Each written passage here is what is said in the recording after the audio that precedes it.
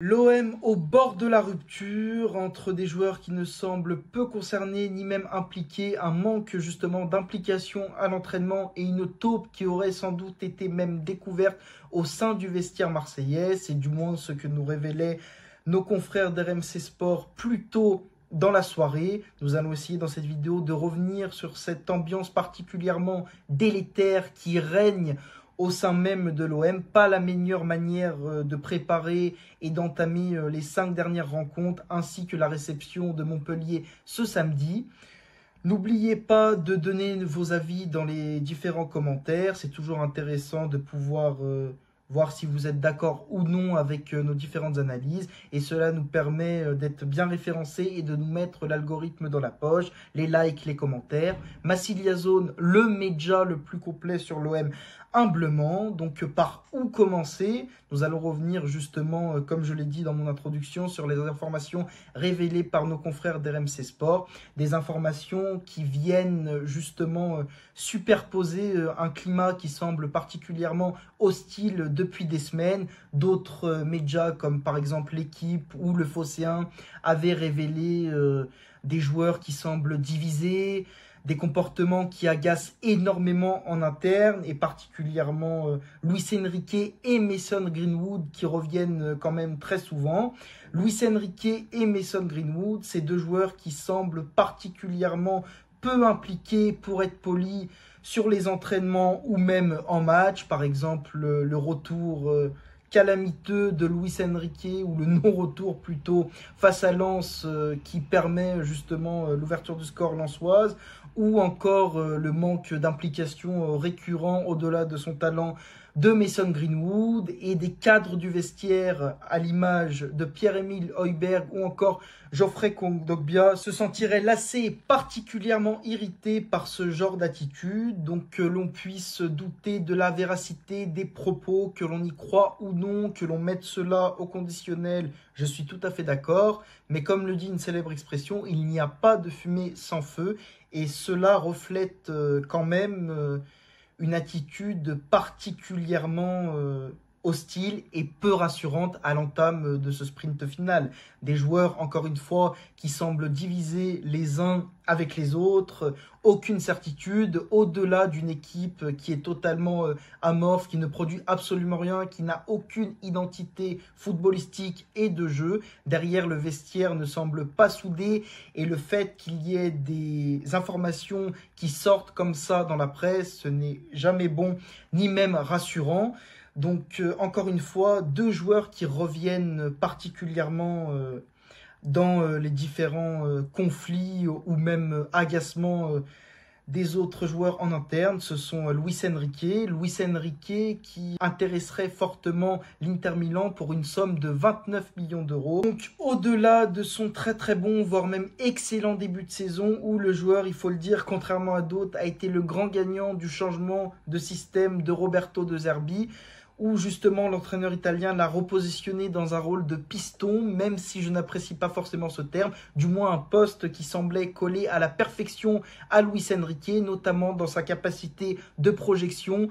Il avait, ou du moins il semblait avoir le coffre physique pour jouer à ce poste. Sa capacité justement d'adaptation et ce rôle hybride était intéressant et amenait et proposait plusieurs solutions à Roberto De Zerbi. Il semblait aussi avoir énormément progressé techniquement lorsqu'on sait d'où vient et d'où revient même le joueur. Mais moi, ce n'est que mon humble avis. Je pense qu'il est rattrapé tout simplement par ses lacunes footballistiques et le fait d'avoir surperformé en début de saison fait qu'aujourd'hui on semble un petit peu déçu de ses performances actuelles, mais comme je l'ai dit dans précédentes vidéos, d'après moi, selon moi, son niveau se situe entre le fait d'avoir surperformé en début de saison et de ce que l'on voit plus récemment de lui, c'est-à-dire un joueur qui semble assez limité et beaucoup moins tranchant ou même efficace. Donc je ne dis pas que Luis Enrique sera le joueur qu'on a vu étincelant, brillant, ultra décisif en début de saison, mais je ne dis pas non plus qu'il sera le joueur capable de rater une action quasiment inratable devant le but où il n'y a pas de gardien. Non, son niveau se situe entre les deux. Il faut avoir un juste milieu avec ce joueur qui, je le rappelle, il y a encore quelques mois ou même quelques saisons, on n'en attendait absolument rien. On pensait que c'est un joueur qui n'avait pas le niveau. Il jouissait très certainement et uniquement que de sa réputation et de son nom brésilien. Non, ce n'est pas le cas. Il peut être intéressant en Ligue 1. Il est capable de livrer de bonnes prestations, notamment dans un rôle hybride et de piston. Donc ça, c'est à mettre aussi au crédit de Roberto De Zerbi d'avoir su tirer un maximum des qualités de son joueur et de l'avoir repositionné dans un rôle qui semble lui correspondre.